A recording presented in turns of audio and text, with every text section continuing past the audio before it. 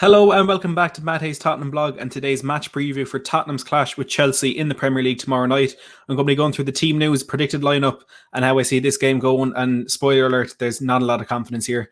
Before we do get started, if you are new to the channel and you want more of these previews plus collaborations, the Tottenham Fan Voice podcast, live watch-alongs, including for the Chelsea game and much more, please make sure to go down and smash that subscribe button down below. And without further ado, I'm terrified. And it's as simple as that. There's no other way to put it. I cannot see Spurs getting anything out of this game tomorrow. And it's heartbreaking to sit here and say it, but I just want to be honest. I don't think we'll get anything out of this game. Sergio Reguilon is out injured. Harry Kane is out injured. Dele Alli, who could be coming back into the fold soon, is out injured. We haven't gotten an update on Ndombele, but I'd hope to God he's not injured. We know he limped off against Brighton on Sunday. Our defence isn't good enough. Our attack isn't good enough without Harry Kane. And it's just not looking good for Spurs.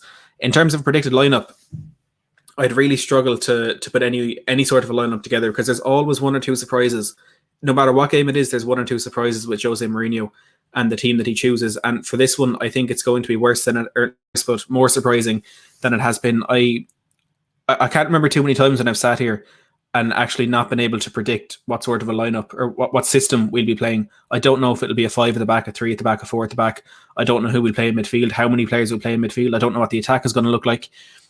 The only thing that I can sit here and say I think will happen is we'll see Eric Dyer back in the team. And that's probably the one thing I don't want to see happen. He was dropped for that game against Brighton on Sunday. And granted, our defence was as bad as it has been with him, but I think he's the last person we need in our team right now. I think a back four with Alderweireld and Joe Rodon at the centre is exactly what we need.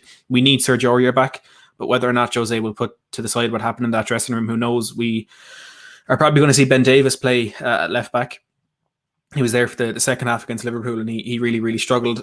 Defensively, if we end up with Matt Doherty on the right up against someone like Pulisic or Timo Werner or Hakim Ziyech, whoever plays on the left for Chelsea, we are in big, big trouble. Huge trouble. Any of those attacking players against Matt Doherty, and the game is firmly in Chelsea's hands. In the middle of the park, Chelsea under Lampard really struggled to get any sort of an identity in the middle of the field. 2 games under Thomas Tuchel, and they found that. And look, we have Højbjerg, we have Ndombele, hopefully. We have Sissoko, we have Harry Winks. But when there's a system around those Chelsea players, a defence that is working, that has kept 2 clean sheets in their last 2 games. Tuchel, the first manager to keep back-to-back clean sheets in his first 2 games at Chelsea since Rafa Benitez back at the beginning of the last decade.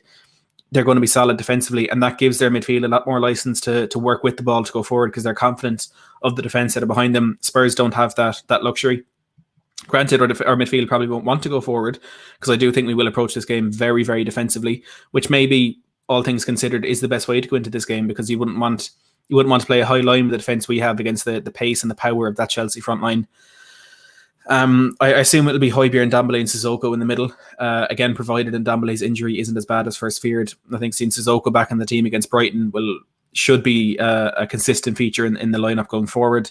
In terms of the front 3, we have to see Carlos Vinicius start. We absolutely have to see him start. I don't know if we will. I wouldn't be surprised if we don't, but we need to see him start. Personally, I'd like to see Vinicius down the middle, Bergwijn on the left, or Bergwijn on the right, and Heung-min Son on the left. So a 4-3-3. My hopeful lineup: Lloris, Aurier, Alderweireld, Rodon, Davies, Højbjerg, Sissoko, Ndombele, Bergwijn, Son, and Vinicius. But do I think we're going to see that? Absolutely not. There's going to be a surprise. There's going to be a twist. There's going to be something concerning. There's going to be something exciting in that lineup, and it's just the way it is now with Jose. And look, in a way, it's good because if we can't predict the lineup, there's no way the opposition manager can, which does give us some sort of an edge going into the game because Tuchel will not be able to predict. Absolutely, will not be able to predict how Jose is going to approach this one, and hopefully that will give us the edge. But honestly, I can't see anything other than a Chelsea win in this game. And those who watch my channel for a while will know I'm the most positive Spurs fan there is. Deluded, some might say. But I'm honest as well. And I was on Chris Cowlin's channel last night with Ricky Sachs and Anthony Costa. And we were all saying the same. We always like to predict a Spurs win. We always, when we can, we do predict a Spurs win. But there's nothing for me, absolutely nothing that points towards Spurs getting anything out of this game. We can't keep clean sheets and we can't score. And that's the simple truth of the matter. Coming up against a team who are fantastic defensively and showed a bit more attacking prowess in their last game against Burnley than they did in Tuchel's first game against Wolves. It suits us that they're a possession-based team, so we can play our game to some extent, and we don't want the ball.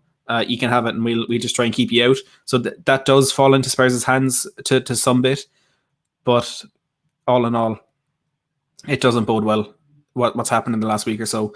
The players looked as though they'd given up against Brighton on Sunday, and I think this game will tell us a lot in terms of where those players are in their mentality, in their passion and their desire for the club. Because if you can't get up for a Chelsea game when we're level on points with them in the Premier League table, a London derby at the Tottenham Hotspur Stadium when the fans are calling for the manager's head, if you can't get motivated for that, you should not be a player at Tottenham Hotspur Football Club. And it's as simple as that.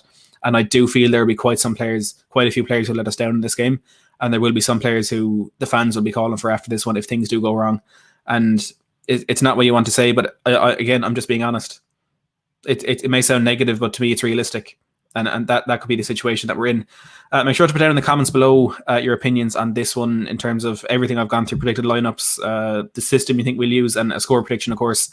Always a big one. Put those down in the comments below. If you are new to the channel and you want hopefully more positive content in the future, as I was saying, the Tottenham Fan Voice podcast, live watch-alongs, collaborations, anything you could want from a Spurs channel, make sure to go down and smash that subscribe button down below. And if you have enjoyed this video, make sure to give it a big thumbs up as well. And as always, thanks for watching.